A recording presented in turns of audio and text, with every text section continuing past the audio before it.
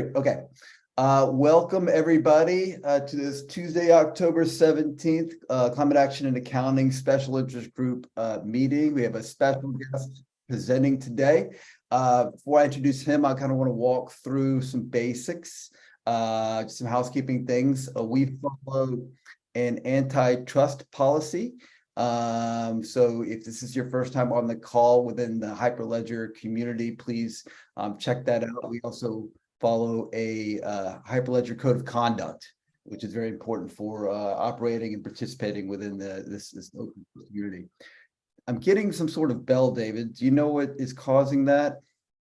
Oh, it's just when people join. I'll turn that off. Oh, got it. Okay, thank you. For those who are joining, again, what we usually do is kick off and see if there's anybody who is joining for the first time today.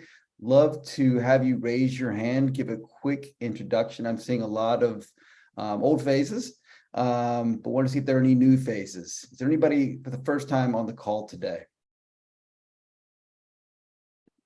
No. Okay. Well, then we can probably avoid the how to contribute conversation. I think I'll probably just hop right in. I want to introduce Matthew Lawrenson, I'm sorry, who is the Chief Strategy Officer for Tolam Earth. This is a conversation that Matthew and I have been kind of having some back and forth about for a little while now, and I'm really excited that we're able to finally get him to share his time and his expertise with us. I see from the different people on the call today, I see a lot of people who I expected would be interested in this. So I'm glad you could join. But let me go ahead and hand over to Matthew if you want to share your screen. We'll have him present, and then we'll open it up for question and answer. Okay, sure. Thank you. Let me stop sharing mine. There, you should be able to share it now.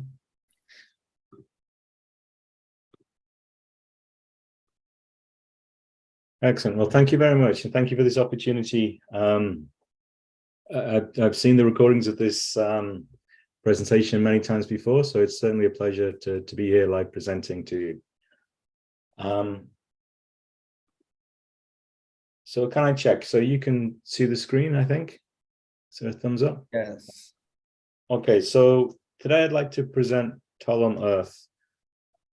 And in fact, I'm not brave enough to do this myself, so I brought a bit of a gang. So they kept quiet when you were asking for new participants. But I also brought Cindy Montgomery, who is Director of Ecosystems and Partners, and CG John, the CTO. So any tough questions, they will be able to help.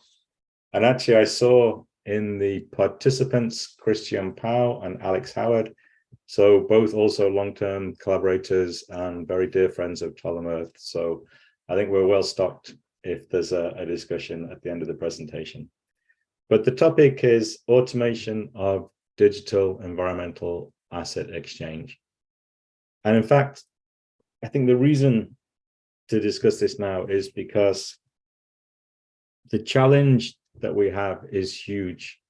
And actually, I was at Climate Week a couple of weeks ago, and there's lots of discussions, lots of good things happening. But I actually saw very little discussion just about the enormity of the task that we have. So if we think that in North America, there's 5,500 million metric tons of carbon being put into the atmosphere each year. And even if we think about the largest kind of direct air capture facilities, that's only 500,000 tons being sequestered each year. So we have to do a huge amount of work to bring the scale of the carbon markets up to the challenge that they have. And I don't think that will be possible if we're talking about $1 million deals, if we're talking about over-the-counter deals where people have to kind of fly out, make assessments or whatever. The only way that we can achieve that kind of scale is by moving from that to on-screen deals that are facilitating the way that the CFOs of major corporations are used to working, process-driven, so things that are embedded within the day-to-day process of huge enterprises, and automated trading. And then on the other side, the origination side, we need to work out how to make onboarding supply far easier. So again, if it's manual processes, that tends to favor large projects, which means that a lot of very high quality smaller projects just can't afford to play. So we need to look at ways to automate the onboarding of supply and also the purchase of assets. And that's not to say that a lot of the projects that are currently happening are not valid or not valuable. In fact, they're providing tremendous value through bringing the patterns, bringing the knowledge, and bringing the industry up to where it is at the moment. But I think as well as that, we just need to start the conversation about how we're going to move towards the $50 billion market in 2030, which will be very different to the circa $2 billion market that we have today. So Tolam's approach is that we want to bring trusted assets being exchanged equitably with trusted prices and at scale, and implement in a way to encourage reduction of emissions. So quite a mouthful as a sentence, but actually it brings to bear quite a lot of activity that we're putting in place and a lot of innovation and new things being brought to the market. So in fact, for each of these, there's a slide to follow. But a quick explanation, trusted assets is going to be vital. It's the only way that trading can move from manual assessment to on-screen. If you're buying something from Amazon, you don't feel the need to call up the manufacturer, ask about the factory process, ask about who was on B shift on Tuesday night to work out exactly how the thing was made. There's a level of trust that's required in order to facilitate this kind of purchase. And to do this, we use Hedera as Guardian. I think previously on this session, Wes Geisenberger has talked you through the Guardian. But I think also today we can bring a bit of an update as to how that's being used within an ecosystem context. The the assets being exchanged equitably. I think there's a kind of specific thing about the carbon market that people are not just purchasing a good to be consumed, they're also considering somewhat that they're investing or providing some sustainability to the originator of that good. Okay, so in order to do this, there needs to be a level of confidence that the money that they're spending is actually being returned to the originator of the carbon credit. Okay, if there's an assumption that it's being sucked out by intermediaries, if it's not going back to the origination source, then people won't trust that their money is being used as they want to and in a way that will support the ongoing growth of the market. Trusted prices is important because the assets we're discussing here are in fact very complicated. They have many attributes, they're extremely different. A relatively small scale nature-based program in Latin America is very different to a huge carbon extraction facility in Wisconsin. And each of them has a different cost basis and also a different climate impact. So the longevity of the climate impact and the way that carbon is extracted is very different between the two. So they have different prices.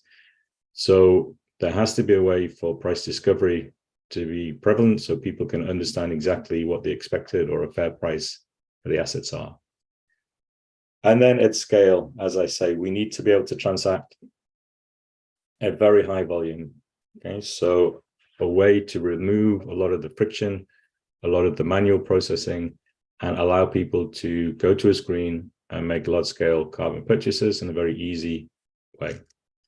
And then the last part is to reduce emissions. So we believe that companies that are committed to the carbon market, so companies that are embedding carbon reduction into their processes, embedding carbon offset purchases into their processes, and also reporting correctly, are the companies that are also reducing emissions. So we see this as not just a purchase, but also a holistic set of processes and reporting around that purchase.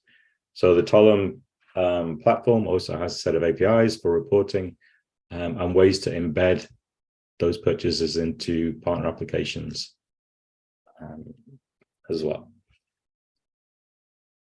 So to look at each of these in a little more detail, the first is trust in the asset, and this is where we use the Hedera Guardian. So the Hedera Guardian is effectively a workflow engine. So there's a set of of roles and actors operating a workflow which is centered around an open source policy. And in fact, the Guardian has each of these actors, which could be people, it could also be a kind of sensor or a piece of instrumentation.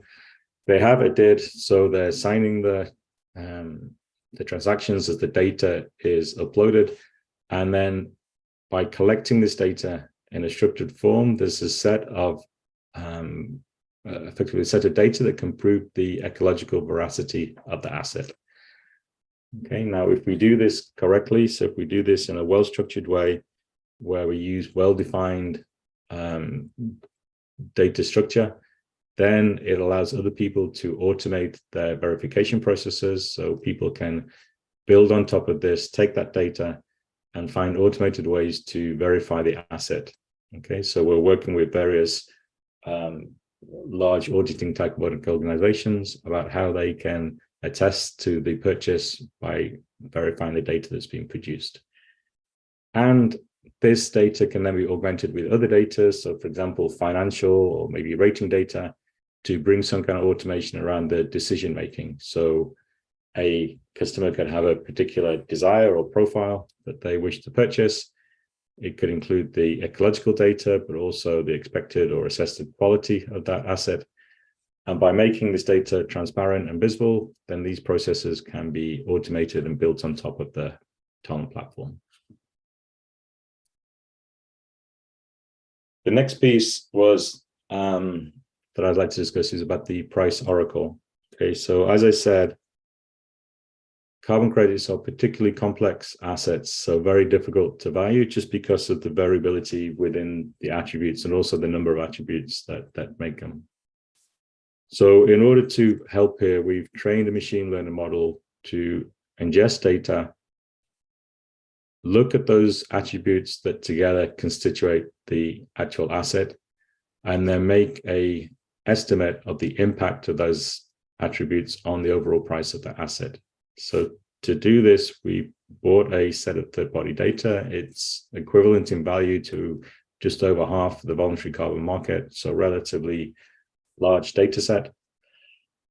And then we train it to really understand the implications of the attributes of the assets. So you can see the second kind of box of the four that we have here. The first box is the overall data set predicted price against actual price. So we have very good correlation of the overall price, but within that price, you can see on the second box, there's like a vertical set of attributes. So it's a little bit small, so I apologize for that, but you can see at the top, perhaps vintage year, sector, project offset type, etc.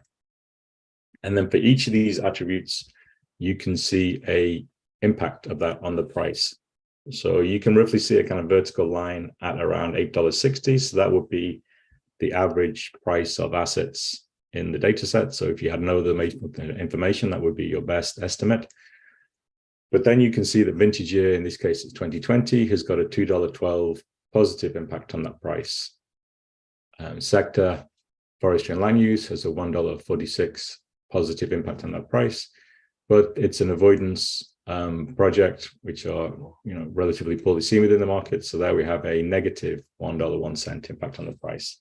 So by adding together these various impacts, we can come up with an overall price for this particular asset, which in this case was $12.85. Okay, now within this, we can dive deeper to particular attributes. So the third box is the impact of social development goals. So here we look at the various combinations of social development goals stated within the project and see how those impact the price. So in fact, the diagram I have here just has the number of SDGs, but we can also see the combinations of those and how they impact the price as well.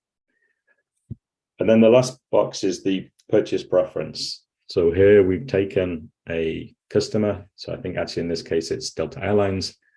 We've analyzed the purchases and we're able to predict with a reasonable, not perfect, but reasonable accuracy, the attributes that they will buy in their next purchase. Okay, so this is moving towards the capability to have a kind of recommendation ability for particular customers to help them select their next purchases. So you can see that with this set of information, this is useful at the time of trade. So people, both buyers and sellers, could have this estimated fair price. So as they discuss and agree a price, then hopefully that friction is, or some friction has been removed. But it's also useful if you're pre-project, for example, if you're still in scenario planning, you can decide, make some choices based on a knowledge of the financial impact of those choices to create the project that has the best return on investment, given the set of inputs that you have. And also, if you are an investor and you have a portfolio of assets, then you have the ability to kind of continually value those assets over time, to allow you to understand the value of your portfolio.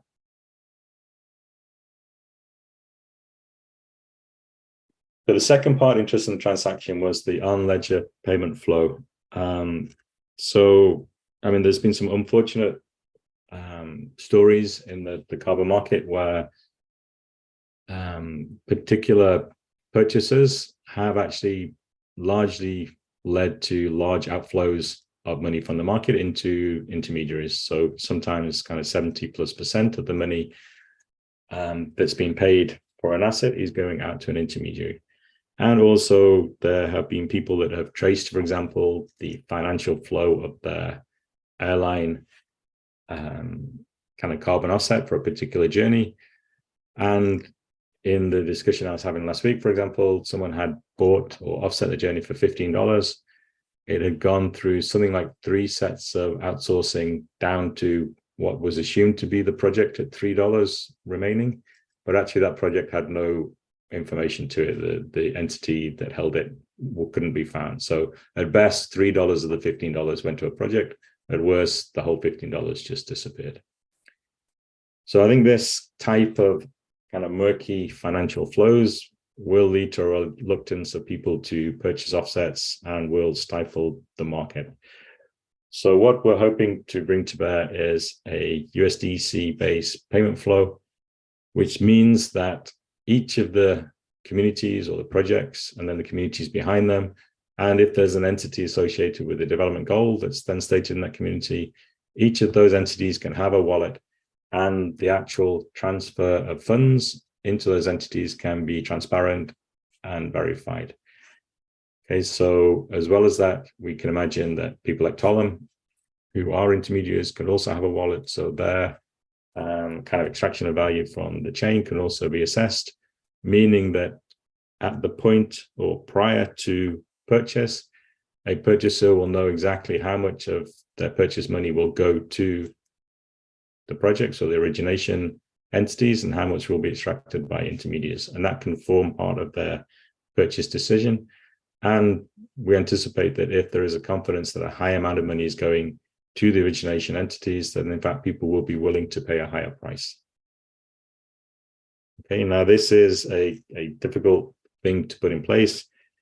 It's been somewhat disrupted by the disruption in the kind of crypto markets of late, but we are working with major payment providers as partners to put this in place. So this is something that we will hope to release in the next year.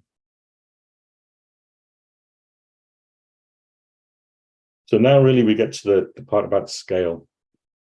So Tolam's kind of contribution to trading at scale is what's called the ARM, or Automated Regression Market Maker. And in effect, what this is a way to match buyers, to match buyers to assets using machine learning. So as I said before, and as we know, that an asset is defined by its attributes and is relatively complex. So the ability to match a particular purchase scenario to an asset isn't straightforward. So we use machine learning to do that. We have the ability to estimate price, okay, and then we can bring those things together in an automated market maker context in order to execute the trade automatically. Now, in fact, the technology that we have, if you like, the plumbing is in place to do this.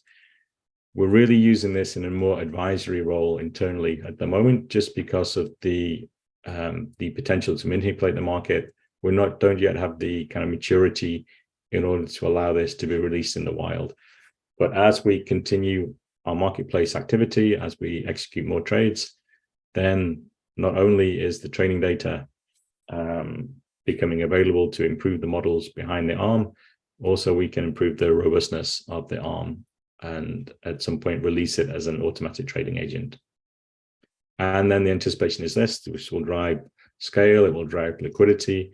People will be able to operate liquidity pools with their own arms. They can also automate their various applications, use automatic buying and clearing of trades, automatic stocking of inventory levels, etc. And this will be the kind of dominant trading mechanism within the Tolam platform as we go forward. I mentioned at the beginning as well about how it's important to also find ways to have easier onboarding for projects, and also really lower the barriers and the complexity of new projects that want to participate in the market. So one thing that we have been doing is working with one of the well-known registries to really integrate the registry to the Tolam platform and the Guardian ecosystem.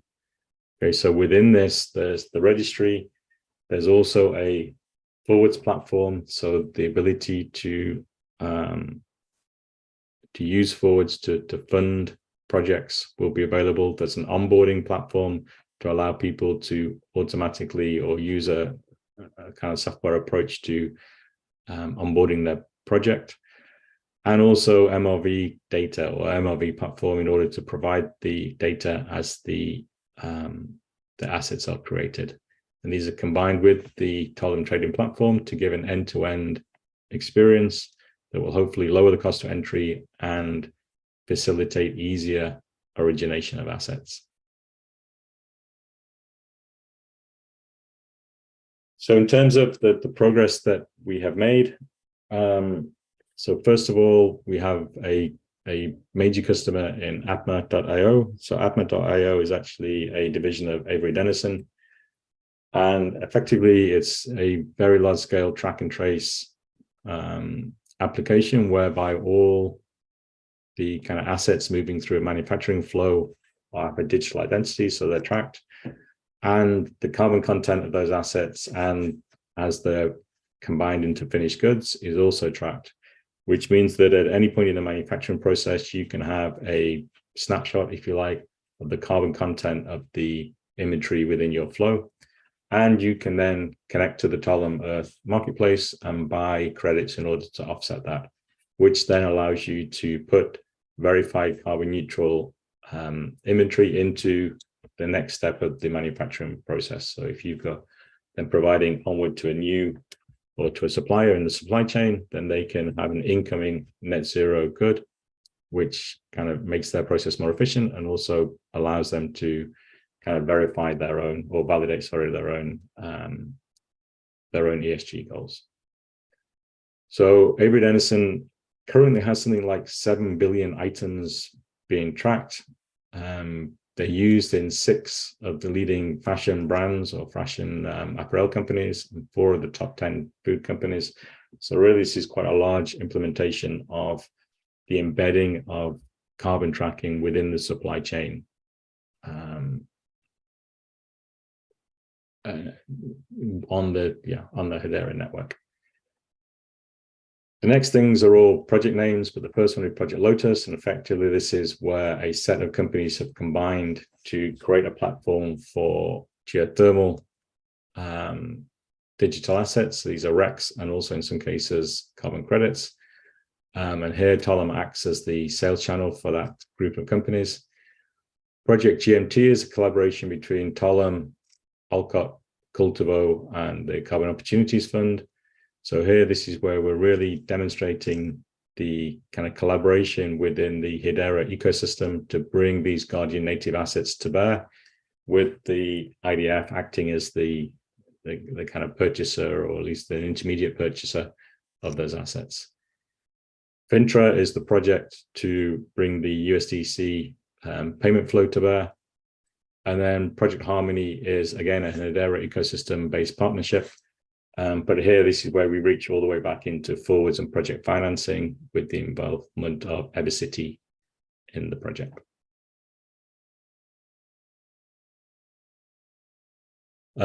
Just a quick note on the Avery Dennison APMA collaboration. So here we're starting off with a small number of assets, digitally native, brought through the Guardian, but then we have a set of partners who will be joining that, including Nova and Christian Pau.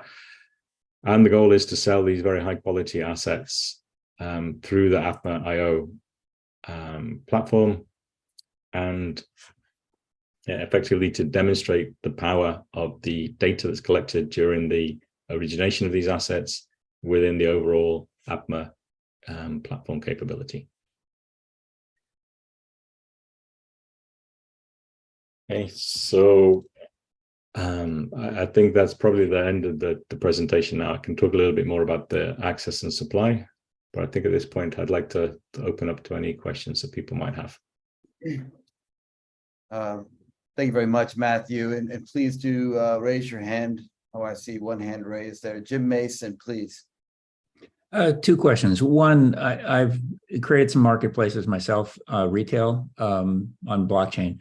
And one of the challenges we always have, like I see your transactions require USDC stablecoins. Not worried about the auditability of those, but the conversion costs are always very, very high. They're not cheap. So unlike, they're more like using a credit card on a website where you're paying, I'll call it a relatively high fee. So one of the challenges that I always had was trying to engineer a way to drive down significantly the conversion costs into something like USDC and out of that, because they're not cheap. And then the second challenge is trying to provide a better alternative that's more secure than things like MetaMask wallets. So the better way to do that is to, in a sense, support custodian wallets through, I'll call it, better custodians. And there are some that are good and some that aren't, obviously. But long term, it's kind of like your IRA doesn't sit in your MetaMask wallet. It sits with a custodian. So ultimately, better custodian wallets are going to be, I think, the bigger place where you're going to be looking for payments from. So just your thoughts on those two items. Thanks. Yep. So first of all, I agree. I think one thing to notice is we're not dependent on the USDC payment flow. This is something that we're hoping to bring to improve what we do. And it brings the financial transparency, which is an important part of what we do. But actually, our initial trades are on fiat currency. We don't yet have this in place. And then I think, it's a difficult thing to bring to bear, and also a difficult thing to bring to bear for a startup like Tolam. Okay, so we need kind of major partners in order to be able to do this. So actually what we're doing is trying to partner together with large relief organizations that actually have the same problem, but have a bit more scale than us. And then the hope is that we will bring in more significant kind of international partners who have got more investment in stablecoin to hopefully drive those costs down.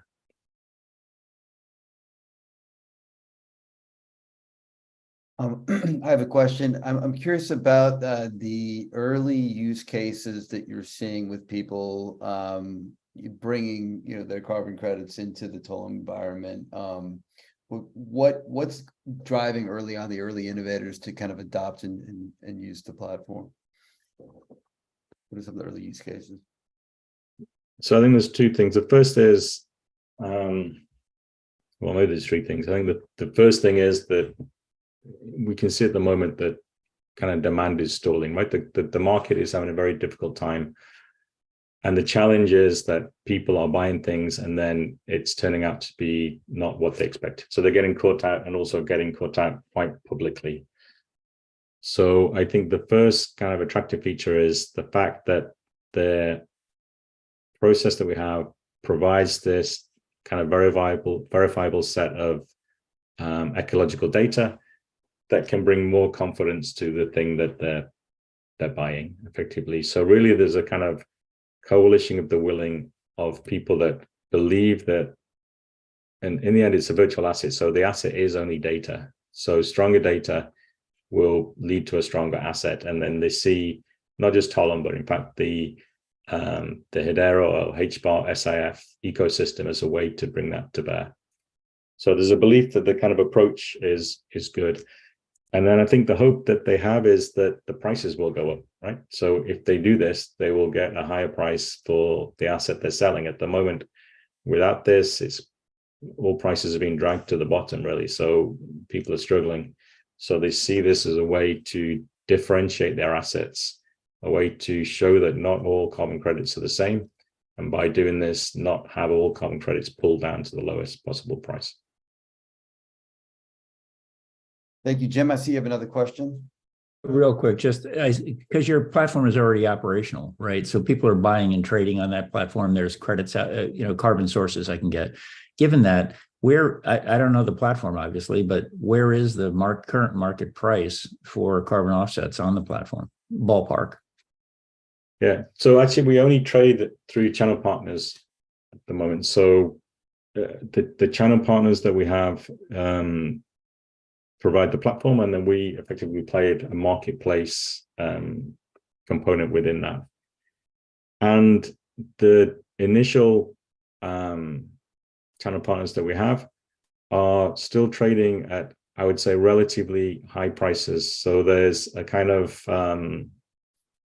altruistic approach being brought to bear here, that they don't want to follow the price all the way down. If we look at for example, the price I gave you before in the slide about Price Oracle, I think it was $12 that asset went for, with $8.60 being the average price of the market. If we look at that data today, the average price of the market is below $5. It's severely depressed. And I've seen some data just this week that's giving prices average around $3. Okay, now I think this is mostly because the market is now flooded with very cheap assets. But I would say, yeah, that it's of course highly dependent on the asset type, what kind of origination process is being used, but even kind of high quality kind of nature-based solutions that were trading circa $14 to $16 at the start of the year are probably, significantly below $10 at the moment. Great, thanks. One of the things you talked about was this issue of market manipulation. And it sounded like you were building to anticipate how to, I guess, respond to that or somehow try to mitigate that. Can you share a little bit about how your solution would respond to that, and what your thinking is about mitigating the risk against that? Yeah, so I mean, the first challenge that we have is that you need some level of scale to be able to respond to that. So if you consider the kind of rough function in the arm is that we have a set of liquidity pools, and then within those liquidity pools, there's a kind of supply and demand that's dictating the price. Okay, so when we have relatively scarce assets or availability of assets, then it's quite easy to put assets into those pools, take assets out to those pools, and kind of affect the price quite dramatically. So we need to get the scale up. I think we need to think about how we can build in more just more protection mechanisms effectively to control the way that people can use the marketplace and control any manipulations that happen. So in fact, Tolam is a spin out from a company called Object Computing, which is a technology consultancy in St. Louis. And actually Object Computing has got some history, or quite a lot of history, working with financial organizations, looking at kind of automated tracking of trades at very high volume to look for fraudulent or manipulative type interactions. So I think the belief is that when we get to a certain scale, we'll be able to apply those methods, but really we need to lift the market up. And I think it could be kind of 1 year plus before we get to that level of having the kind of a number of transactions going through that we can automatically detect this kind of activity. Yep. Okay. Thank you. And switching gears, kind of pulling back a little bit more broadly, obviously you're a kind of a leader in bringing carbon credits on chain, and that, I understand the value of that. But I imagine that the marketplace might have some barriers and some concerns. So I'm kind of curious of, all the conversations that you've had, what are the kind of key barriers to the adoption of this approach that you're hearing? And my second part to that question is, like, how does that evolve to, like, what do you foresee the evolution so that barrier is overcome? Yeah, I think the key challenge we've had is that we're not by any means the first company to tokenize assets. So this has been done before, or the tokenization of assets has been done before. And in those cases, it's often quite difficult to really understand what the additional value of the tokenization has been. So the customer's having to open a new set of accounts, he's having to go through some other KYB, the steps involved in order to trade these assets. Yet actually they're kind of just the same as they are on paper. There's no real difference to them. It's just kind of more digital, but in fact that just means more work. So the first challenge is to be really able to articulate and have people understand that we're not just tokenizing the title of the asset. It's not just the ownership that's been tracked. And double counting is a kind of well-known problem. So tokenization of the title can help with that. But what we're actually doing is creating a token that is associated with the ecological data that was collected during the origination of that asset. Okay, so there's a data set that can be used to prove the asset has got the climate impact that it's claimed to have. Okay, so that is a big step. Now, in order to get the marketplace up and running, we need people to actually have done this, right? So we need assets that have done this extra step of setting up a Guardian, having DMRB data flow into that Guardian to create this ecological data set. So that is a cost. And I think the kind of carrot to have people to do that is the fact that if they do it, they will get a higher price for their asset. The asset will be better differentiated and better trusted. Okay, but that's a little bit of a leap of faith, especially when the market is quite depressed. So I think this is where it's helped us to have quite large believers in the cause, if you like, to step in and say, okay, we will buy those assets at this price. And including, for example, the IDF fund through the World Bank. So people are really kind of underwriting this step. And then that has allowed us to bring in the project developers to put this in place, make the extra effort in order to get the wheels turning. And then I think once the wheels are turning, it will be kind of clearly visible what the advantages are. But those first few suppliers that had to kind of go through this additional process, it was difficult. Thank you. Jim, I see your hands raised. Real quick, it sounds like I want to get the role right for Tolam. Basically, you're in the middle. You're not providing any assets directly. You're consuming or registering other, I'll call it projects, whoever they are, that are producing the assets, and with whatever verifications on that side. And then, of course, you're, in a sense, providing, I'll call it asset services, I'll call it, out to other marketplaces where your stuff is sold. So in effect, you're in the middle there. Am I right about that? Yeah, no, you're dead right. If we consider, okay, part of what's happening here is we're trying to collate a huge number of small suppliers, often in kind of developing nations, to bring that kind of large volume of supply to bear, and then connect those to, Fortune 500 companies, like very large corporate purchasers. Okay, so there's a big difference between those two worlds. And part of what Tolam does is to try and bridge that. So we collate inventory together to allow major purchasers from big corporations. We handle the kind of management of the assets, as you correctly say. So the transference of the ownership of the assets, we handle the payments.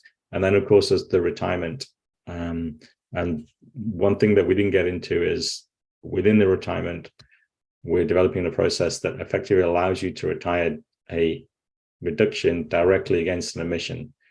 Okay, so APMA, for example, they quantify or they also tokenize their emissions.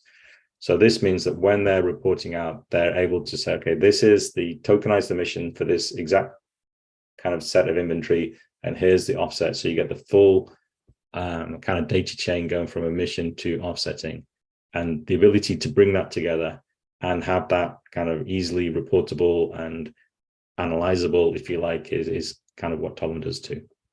Yeah, it's an interesting, I'll call it, spot to sit in the middle. What would be nice as a slide that I don't see is one that shows me that entire chain that says on the one end, you have either a corporation or an individual, going to a marketplace as the consumer and saying, hey, I'm interested in acquiring offsets.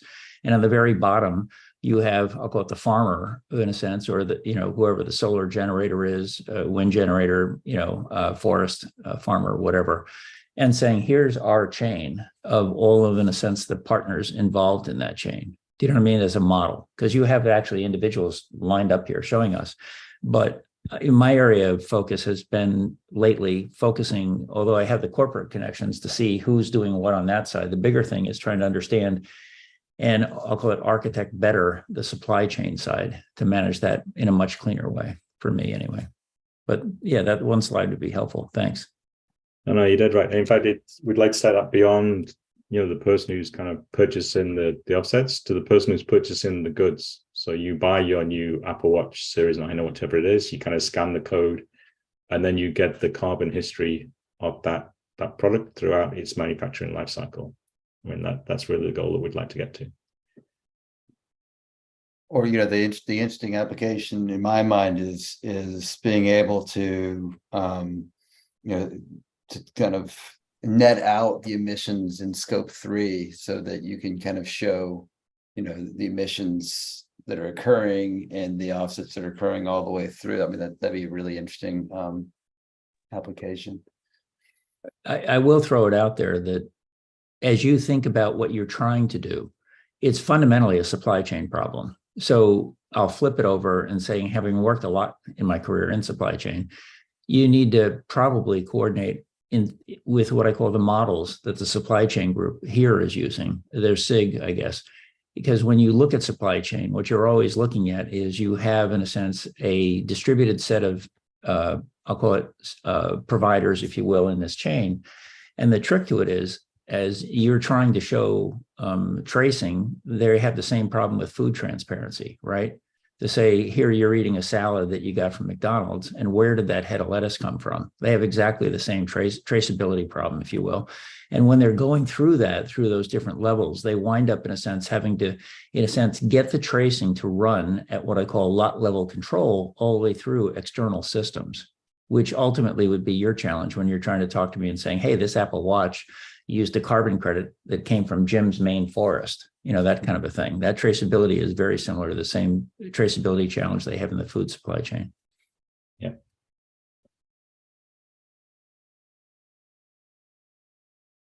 All right. Yeah, so for which I'm actually in that supply chain SIG, one of the SIGs I'm in. So yeah, what was just being talked about actually when it comes to food, some perishable food or wine and so forth.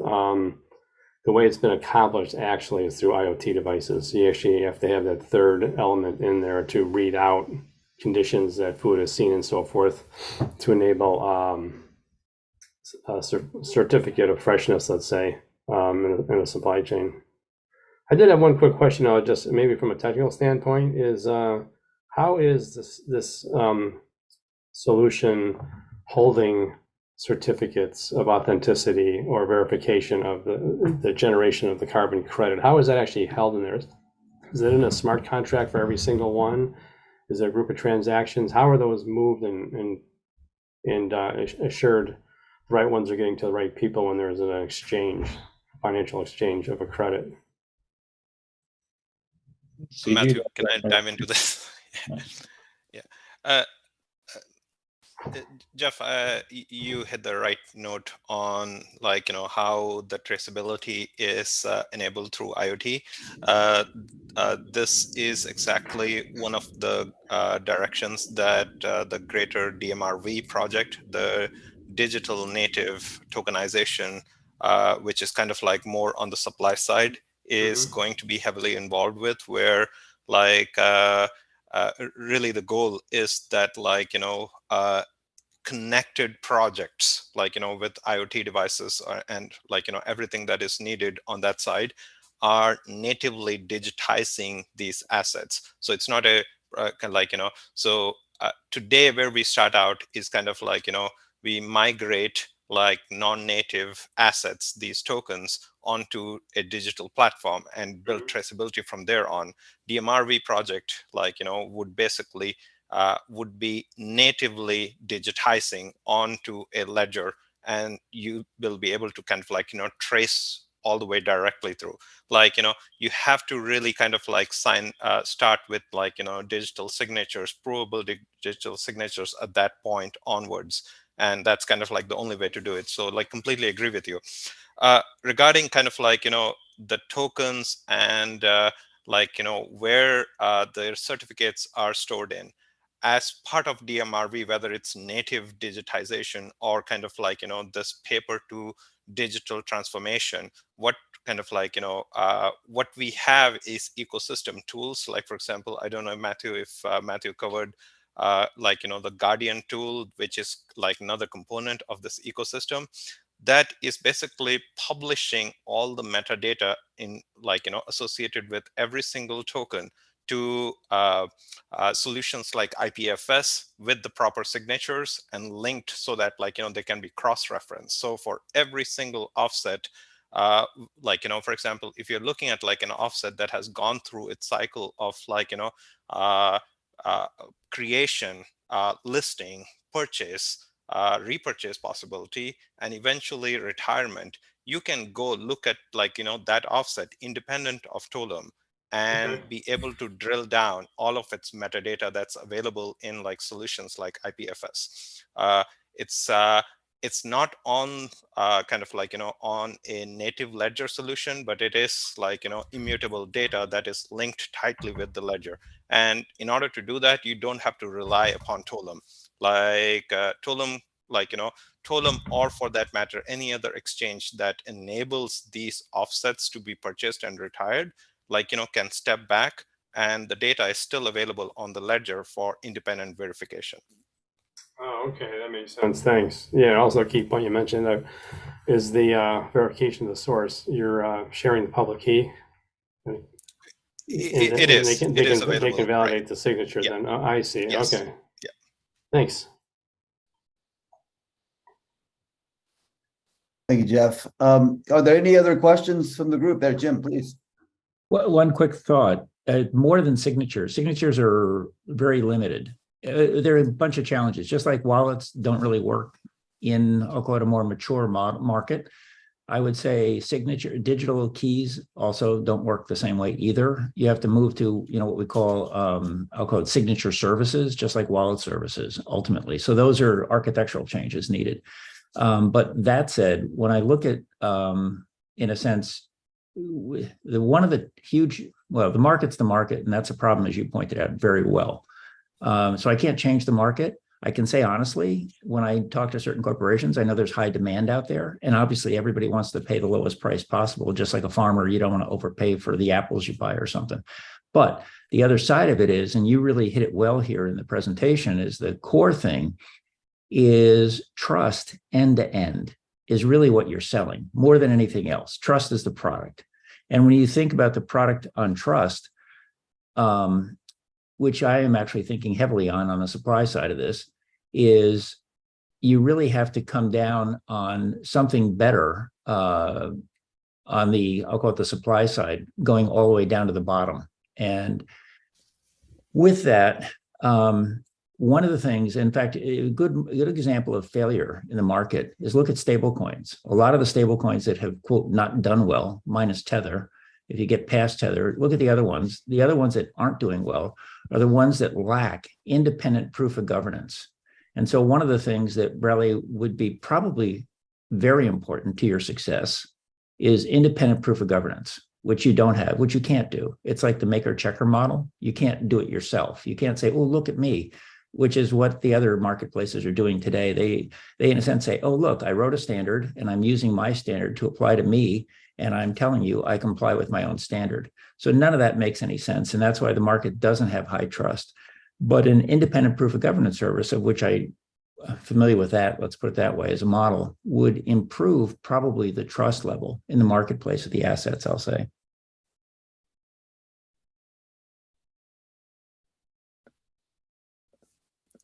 Thank you for that, Jim.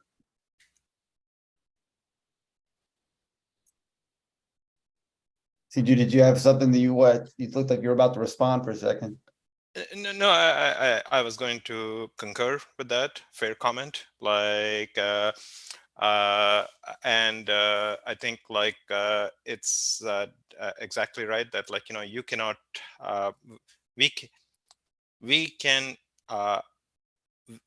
put out the product, we can build out the tools, we can put kind of like the proofs out there, but it like, you know, would be counterproductive if we say that we have kind of like, you know, done the validation, like, you know, by the standard that we did. Like, you know, the best we can do. And I think like, you know, is a follow on would be kind of like, you know, help the community, like, you know, develop the standards to verify this. I will say that like, you know, being part of an ecosystem and not kind of like, you know, trying to define everything by ourselves is kind of like, you know, is our goal. And we are working with a wider community. Like, for example, like, you know, the standards on offsets, like, you know, we are leaving it for the wider community. We are curating and guiding that discussion, but we are not enforcing like, you know, that it has to be done this way, because we want to adhere to an open standard that we have, like, you know, other rich players kind of like, you know, participating in the same ecosystem. Makes sense. Christian, I see that your hand is raised. Thank you, Sherwood. Yes, it's actually a question to you in connection with something that Matthew said. Matthew, thank you for a very interesting presentation. Sherwood, my question to you is: Matthew referred to the ability to match offsets to emissions.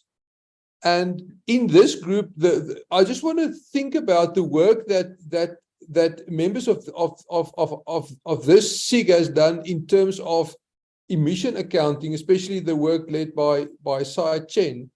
You know, there's a lot of work has gone into that side of things, and I just wondered, I think you are more familiar with the details than I am. Do you think there's perhaps a synergy possible between that technology and that work that has been done there, and linking that to the work that Tolam is doing? Yeah, Chris, thanks for bringing that up. It's funny, I was in the back of my mind thinking about the same thing when I made the comments that I made.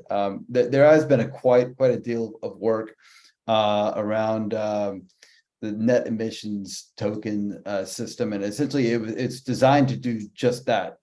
It's designed for essentially to develop a emissions profile of a product moving through a supply chain, and there's two components of that. There's the emissions profile, and then there is the offsetting profile.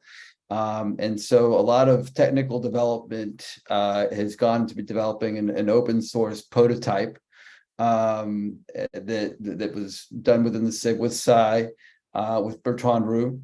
And it actually won a couple of different awards. You know, it's open source, it's waiting. You know, I think it could definitely benefit from a use case. And so yeah, it would be, I know that the community members that worked on it were quite passionate about it, and I'm sure they'd be very interested in kind of exploring any way to find a use case for it. I think it's I think it's the future of the way things are going to go, and there's a lot of legwork there that's been done there. So it'd be interesting, and it'd be really great to be able to somehow maybe at least connect some of the minds that were working on that to see if there's some sort of application where that that platform, that technology, that work could be built on. Thanks. Yeah, so happy to make those introductions. Very good. Well, this has been a really productive call. I want to thank Matthew and really everybody who's been working on this project and who's come to present and who's shared your time and your insights. This is a really interesting, just area, that realm that you guys are building out. I think it's critical. I want to offer, if there's any final questions, I don't want to shut anybody down. I don't see any hands raised. But if not, I want to thank you for everybody's interest. Thank you for your time. And I will give everybody 4 minutes back of their day. Thank you very much. Thank you very much, Thank you for everybody. the session. Excellent. Thank you. Thank you. Thank you.